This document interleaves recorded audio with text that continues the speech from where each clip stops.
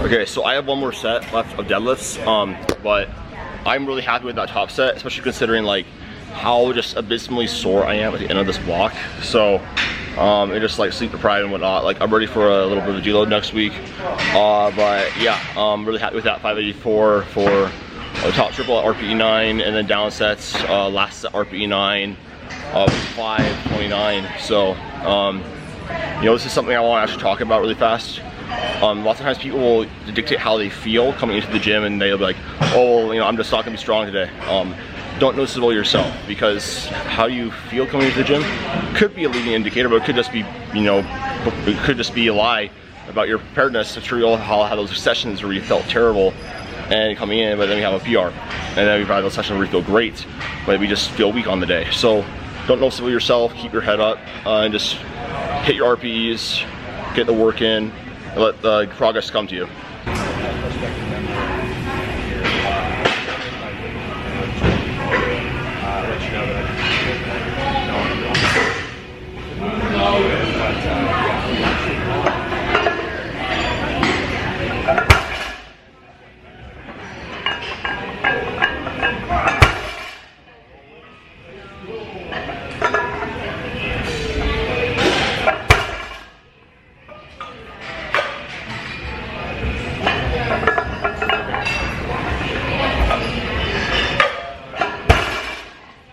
Hey guys, so it's the next day after I did that deadlift. I wanted to just film this little segment talking about what I've kind of observed and learned about programming for the deadlift, and what I have found to work really, really well for me in the past, and really with a lot of my clients. And that is going to be the biggest point here. So first off, I wanted to just address, before I go into that, like, am I probably switching to conventional? It's still undecided. I still need to like do sumo again. But you know, the reality is like I'm making really, really great progress on conventional right now, and like it feels a lot more consistent than sumo does. But I'm not sure if this progress is just due to variation, and having conventional be a novel movement that's just not stale, or as like you know, I was doing like sumo all the time before, and I think that I was kind of getting some staleness with my training. It wasn't as much fun. I felt like I was kind of stuck and whatnot. And then I feel like I was able to move to conventional. It was something new. I got a little more excited about training it, a little more enthusiastic about it.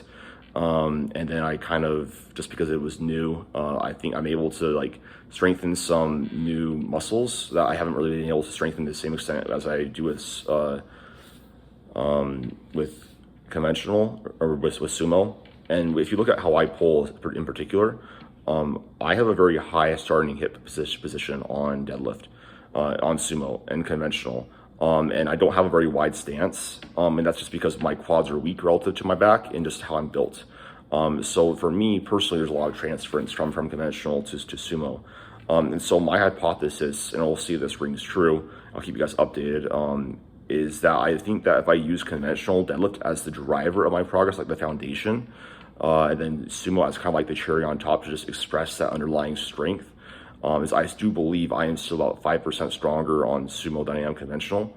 I think that I'll be able to have a really, really good, strong peaking effect and be able to be the strongest I possibly can be on the platform. And so while I don't think it's necessary to train both patterns, like necessarily, if you're a conventional deadlifter, because the biomechanics are a lot different, like I do believe there's a lot of transference over, at least in maybe if you are to get like some staleness, and like with let's say you're a conventional puller and you're starting to get like a lot of staleness, like maybe switching to like a trap bar deadlift or a sumo deadlift could really help you spur more progress, because there's something called adaptive resistance that can kick in with technique and with motor learning and with progress if you're doing the same thing over and over again. So strategic exercise variation actually has its place. Like, it's not just muscle confusion, but like there are some signs that you might need to change some things if things are just like, like despite you being more specific over time and adhering to these principles of specificity, you're just not feeling like as strong, or like you just feel like less practice, even if you've increased frequency or spread out training volume over the week and whatnot. Then maybe it's time to reevaluate your training approach for the short term. Maybe do one block of period where you step away from the competition lift for a little bit. Mike Tashir, actually, was the guy that kind of founded the RPE system. He did have this, he has a period called like a washout, which is kind of like a deload, but it's kind of meant to do that. It's like you don't do exercise that you do as like lowest possible specificity to competition movements, lowest possible intensity and volume, and during like washout periods to kind of just reinvigorate training or lower some adaptive resistance and spur some new training progress. So that's essentially what I think I'm going to be doing. Is probably on my secondary day going forward, I'll probably do some sort of probably do just literally conventional deadlift, and then do sumo deadlifts on my primary day. Now, what I've observed with myself with conventional and with sumo deadlift and just programming the deadlift in general is that it doesn't really need a ton of work to really go up. I found that especially with conventional deadlift, the skill component of it is so low. As long as you're just doing somewhat relative practice, you don't really need to go too heavy.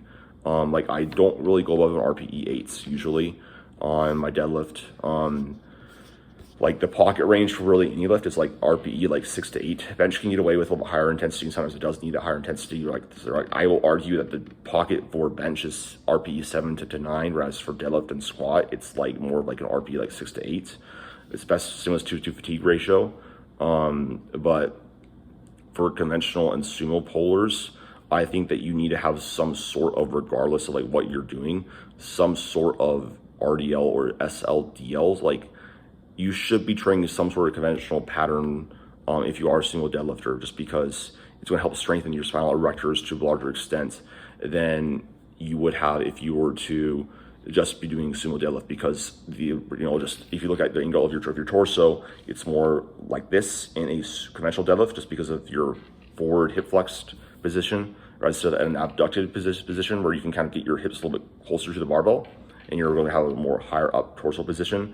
Like, it still places stress on the spinal erectors, but like it's just like the joint angles and what muscle lengths are different, so they're going to tax different muscles. So I'll kind of show you guys like what I've been doing for this past block with a little screen recording right now. But so just so you guys can just kind of see like how my programming looks. This is my actual program that I ran going into my last meet. So I mainly want to focus on day 2 and day 4, which are the days that I am doing my sumo deadlifts and my secondary. So basically how my coach Eric Bodhorn has my days programmed is one day is going to be the secondary day, one day is going to be a primary day. I'm only deadlifting twice per week. I found that there's really no reason to do more than 2 times a week programming on for the deadlift. So this is essentially what I've been doing. So you can see when I'm doing sumo, I'm doing an RDL on day 2. That's still a conventional pattern. It has a little bit less fatigue, so I'm a little bit more fresh for sumo deadlift. I'm still getting in that good strength stimulus, but it's just giving me a little bit more, helping me be a little bit more fresh for my primary day. Because in programming, you would basically want to have your secondary day feed into that primary day. You want to have your primary day that you do train that lift be the strongest that you possibly can. So this is essentially like what I was doing with a linear approach on my sumo deadlifts and my RDL. And then I went to an SLDL, and the difference between RDL and SLDL is that an RDL you only go to mid shin, so you can do a little bit more weight. I was just doing SLDLs the entire time because I find I get a better stimulus to fatigue ratio on them. But in RDL you should be doing it to mid shin. SLDL is like you start from the floor and you touch the floor on every single rep. But basically, more or less a linear periodization going on into this, where I was basically doing a hip hinge like a conventional pattern and then sumo all the time.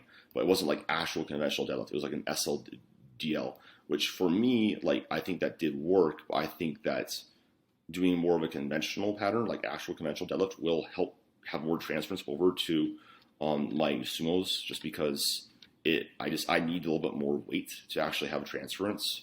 I think just from my personal experience. And then once I got closer to competition, we did sumo deadlift and we did, on 2 days, just because we wanted to have a little more skill practice. And if we look on into into this last block I've been doing, I've had 1 day I'm doing deficit conventional deadlift, and then 1 day I'm just doing conventional deadlift. And then what's likely going to happen going forward, I'm still waiting on Eric to update things, is this will stay conventional deadlift, some sort of conventional pattern, and this will probably go more to a sumo pattern, and we'll see what happens with that.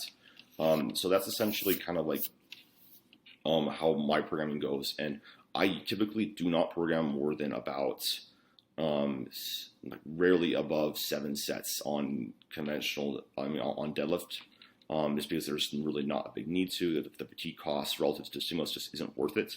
And it's a low skill movement relative to like the squat and the bench press, because there's really no eccentric component. There's no lowering component. There's just, you just start it. It's purely concentric. But it takes a lot of fatigue to create all that torque, to just create all that, to get the bar moving from a standstill on a deadlift. So that's why, you can't do as much as opposed to like a squat. Also, there's just not as much of a need. And I found that pushing leg accessories is a really good way to get your deadlift up, and just using the squat. There's guys like Chance Mitchell that don't do very high deadlift volume at all. They do like singles exclusively, and then they just squat and do lots of leg accessories, and their deadlift goes up. So that's what I've observed. And depending on the type of person that you are, again, like this is why training has to be individualized. Like customization is a key component of anybody who is beyond a beginner stage. You need to have variation and nuance. Like just training harder than last time does not work once you get to the intermediate stage. You need to be, how to train harder than the last time properly and whatnot. So this is essentially like what I'm doing with my deadlift. Things are going well. I feel very, very strong. I'm excited to see how this transfers over to my sumo once I start training it again.